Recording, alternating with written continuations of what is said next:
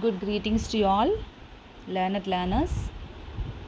Here today we discuss the rat trap from class 12 flamenco text. The rat trap written by Selma Lagerlof. The lesson conveys a universal message.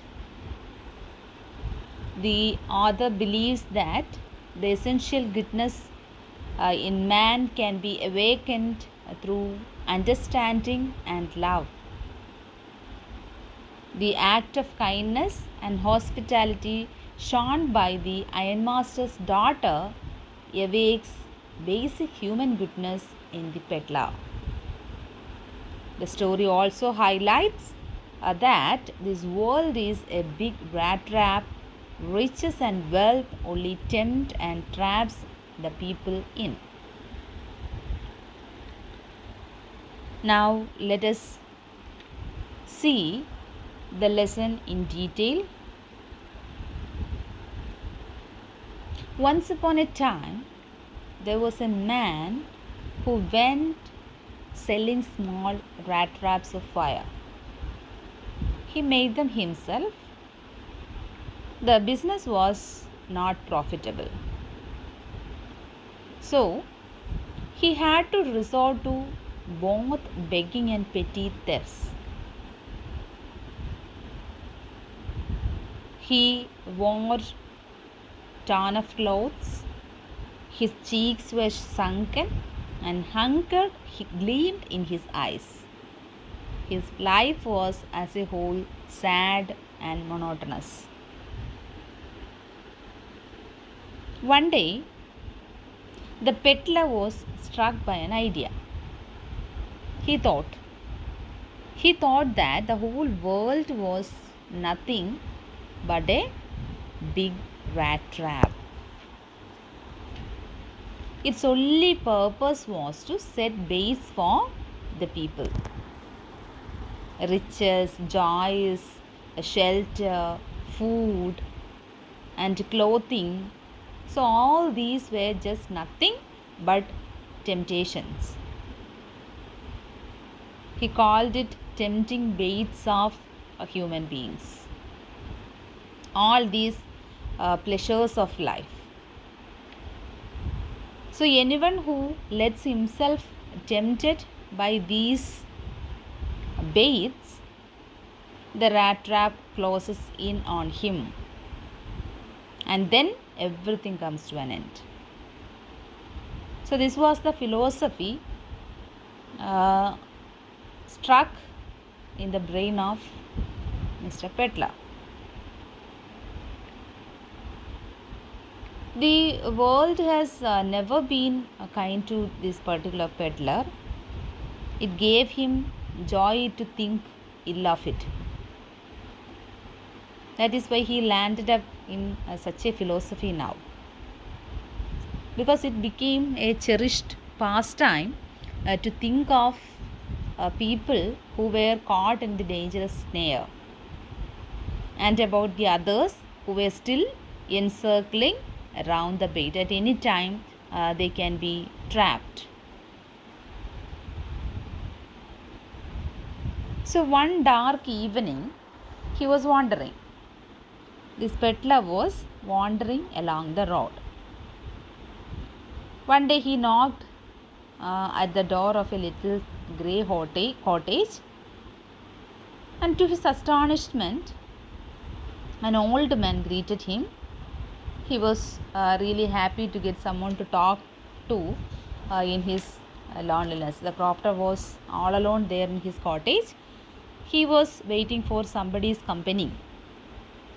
Then only the peddler knocked at his door, and it was opened for him, and he served him supper. The peddler and the crofter played jalis until their bedtime. They were playing, and the next day morning, the old man went to the window He took down a leather pouch which hung on a nail in the window frame. He picked out three wrinkled 10 kroner banknotes from the pouch. He held them up before the eyes of his guest. Who is the guest? Our peddler. And he stuffed again these notes back into the pouch. And again the pouch was hung in the window frame. And the next day, both men, both our crofter and the peddler, left the cottage at the same time.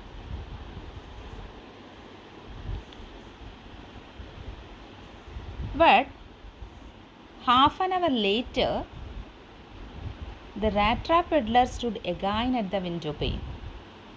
He smashed one of the window panes and got hold of the pouch in which the crofter had stuffed the money. He took the money and thrust it into his pocket and hung the leather pouch back in its place safely. He felt so smart with the money in his pocket. He was very pleased, and he felt very much proud of himself having this much money in his pocket. And now he started walking,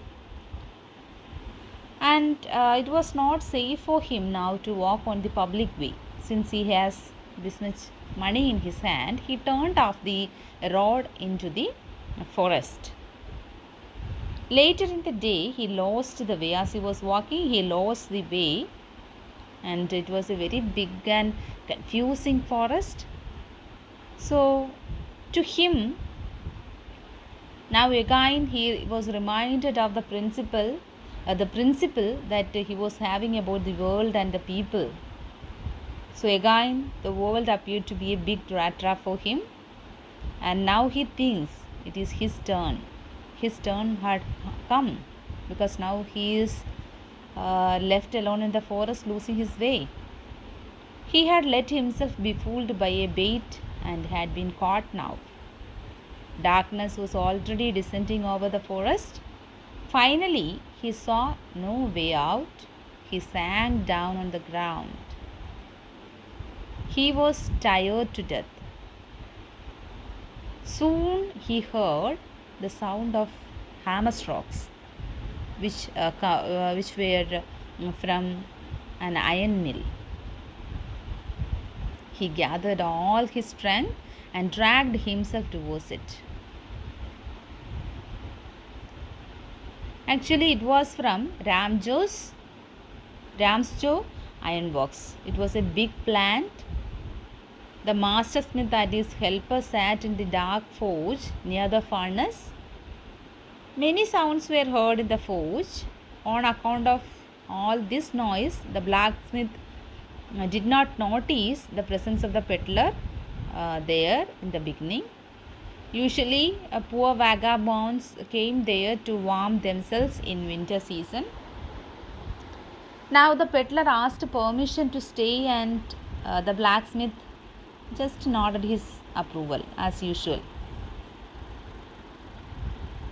And after that, the ironmaster came into the forge on his nightly round of inspection, and he saw the peddler in the dark. And what happened was, he mistook him for an old friend. The peddler did not know his name, nor did he ever meet the man. He told the ironmaster that things had gone downhill with him, and the ironmaster mistook him for an old comrade of his regiment. He regretted that he should not have resigned from the regiment, and he invited the peddler to come home with him. The vagabond did not want to go along with him to the manor house, because he didn't want to throw himself voluntarily into the lion's den. You may be knowing about the principle that he was having about life and the people.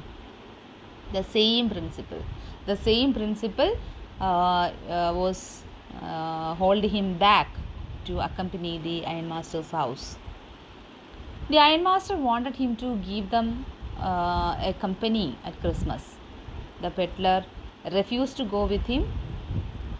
Then the ironmaster sent his daughter Edla Wilmanson to Forge to persuade the peddler. She thought that the man was frightened. She looked at him very compassionately and she requested him to stay with them over Christmas Eve. He didn't resist and followed the lady. The next day was Christmas Eve. The valet had bathed him, cut his hair, and shaved him. And now the peddler stood there in a good suit that belonged to the ironmaster. Now the peddler stood before the ironmaster in broad daylight, and now it was impossible for the ironmaster to mistake him for an old acquaintance. He thundered at him. The peddler saw at once that he was exposed. But he told the ironmaster that it was not his fault. He didn't want to deceive anybody. He had never pretended to be anything than a poor peddler. He had only begged to allow him in the forge or to spend a night in the forge. He was now ready to put on his old rags again and go away. But the ironmaster threatened to call the sheriff, but then asked him to go away at once. And now the ironmaster's daughter wanted the peddler to stay with them. She was so kind and compassionate, and she knew that there was not a single place in the whole country where he was welcomed. Everyone showed him the door. She wanted to have him stay and enjoy a day of peace with them. She was against chasing away a man whom they had promised a Christmas cheer. The man with the rat trap said not a word.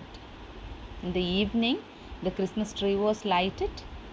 He ate the Christmas fish and porridge. And the next morning, the ironmaster and his daughter, Edla Wilmanson, both of them went for the early Christmas service in the church. Their guest was still asleep and they didn't want to disturb him. At 10 o'clock, they drove back from the church. The young girl sat very dejectedly. She was looking very sad and unhappy because at church she heard a sensational news. The news was that one of the old crofters had been robbed by a man who went round selling rat traps. That was the news that disturbed her. The ironmaster asked the valet whether the stranger was still there as soon as he reached the house, because he had heard that heard in the church that the man was a thief. And the valet answered that the peddler had gone, but he had not taken anything. He had not taken anything at all with him. On the contrary, he had left behind a little package for Edla Wilmanson. The young girl opened the package. She gave a little cry of joy, since she found a small rat trap, and in it lay 3 wrinkled 10-kroner notes. In the rat trap lay also a letter written for Edla. He thanked her for being so nice to him, as if he were a captain. He didn't want her to be troubled by a thief at Christmas. She was requested to give back the money to the old crofter on the roadside. He had made the money pouch hanging on the window frame. It served a bait for the poor wanderers. The rat trap was a Christmas present from a rat who would have been caught if they had not raised him to a captain. And this is how the lesson ends. Hope you have understood. Thank you.